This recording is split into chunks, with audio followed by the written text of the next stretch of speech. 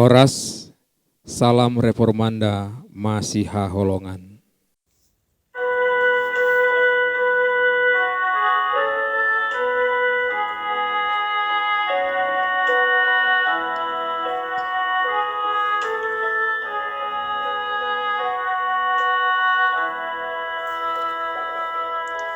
Habur Tuhan mamangala ngejahatan misude takkan sanggap asiraha ni Tuhan taidape.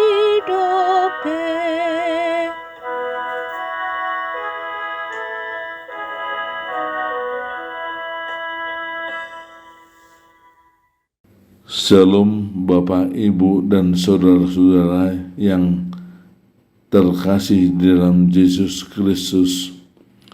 Renungan bagi kita untuk hari ini, Rabu 12 Juli 2023, diambil dari Wahyu 12 ayat 3, demikian isinya. Maka tampaklah suatu tanda yang lain di langit, dan lihatlah seekor naga merah padam yang besar, berkepala 7 dan bertanduk 10, dan di atas kepalanya ada 7 mahkota. Tema renungan adalah tanda dari langit, naga besar. Saudara-saudara, banyak simbol-simbol dalam kitab Wahyu yang menjadi suatu gambaran alegoris yang perlu dikaji dengan benar, bukan hanya secara literalis. Kita tidak bisa melepaskan pasal 12 dengan pasal-pasal lain. Untuk mempermudah memahami nas, kita juga perlu melihat pemahaman bapak-bapak gereja. Berdasarkan pemahaman bapak-bapak gereja, naga di sini adalah iblis. Pasal 12 ayat 9 dan pasal 13 ayat 1. Ada ahli yang mengatakan bahwa 7 tanduk atau dinasti menggambarkan 7 raja Romawi, walaupun ada juga yang berpendapat tentang kerajaan Herodes yang menghambat kelahiran Yesus Kristus ke dunia. Bisa dikatakan bukan hanya bersifat simbolis makna dari 7 tanduk atau merujuk 7 dinasti, tetapi juga bisa merujuk kepada manusia. Disebut juga tanduknya 10 adalah gambaran dari kerajaan. Bandingkan Daniel 7 ayat 10 dan 24. Artinya iblis itu pandai dan berkuasa kepada semua kerajaan di dunia ini. Apakah maksud dari nas ini? Untuk mengingatkan kita untuk selalu waspada dalam hidup. Iblis akan selalu ada di tengah-tengah kita dan berkuasa merusak iman orang percaya.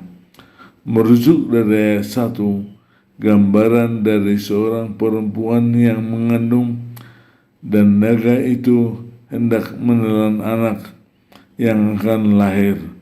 Banyak penafsiran tentang wanita ini. Ada yang memahami wanita ini sebagai Maria seperti pengakuan Katolik.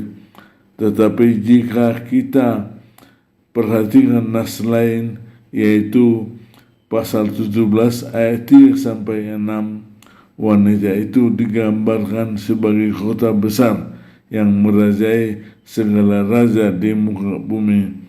Pasal 17 ayat 28. Sekalipun nas ini masih tersembunyi maknanya, tetapi akan tiba waktunya semua itu akan terungkap. Yang menjadi perhatian orang percaya adalah memegang teguh dalam iman akan Kristus, anak domba Allah, Tuhan dari segala Tuhan, Raja dari segala raja. Bandingkan pasal 17 ayat 14. Anak domba Allah yaitu Kristus akan mengalahkan si iblis. Karena itu hiduplah dalam kebenaran Allah, bertahanlah dalam segala ujian, sebab Kristus akan datang untuk memberikan upah kepada manusia sesuai perbuatannya. Yesus segera datang. Amin. Datanglah Tuhan Yesus. Pasal 22 ayat 20. Amin.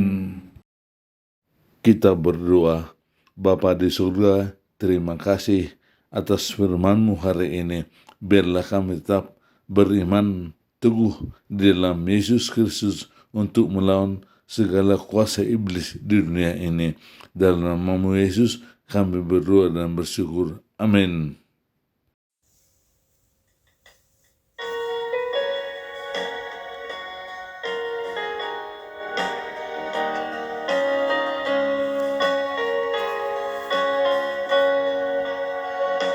Sadahu tanama cayuni Sambulon ni tondik tadoi Bagas ni debata amai Di parade dina monangi Sokati surgai Sai pajupang dahi tadisi Sakadi surgai Sai pajupang dahi tadisi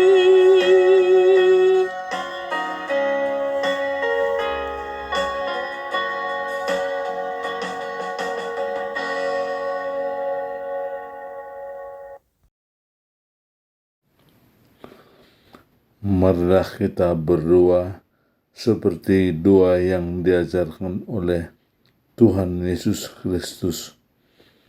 Bapa kami yang di surga, dikuduskanlah nama-Mu, datanglah kerajaan-Mu, jadilah kehendak-Mu di bumi seperti di surga.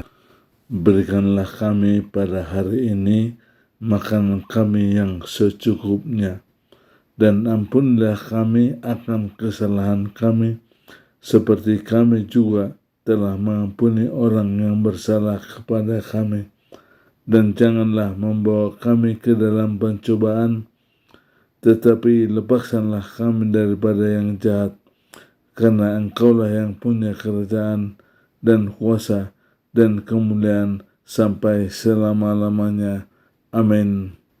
Kita terima berkat dari Tuhan, anugerah Tuhan kita Yesus Kristus, dan kasih setia Allah Bapa, serta persekutuan dengan Roh Kudus, itulah yang menyertai kita dari saat ini sampai selama-lamanya. Amin. Demikian renungan kita pagi ini. Selamat berkarya bagi Tuhan. Tetap semangat, tetap sehat. Salam Reformanda Masiha Holongan.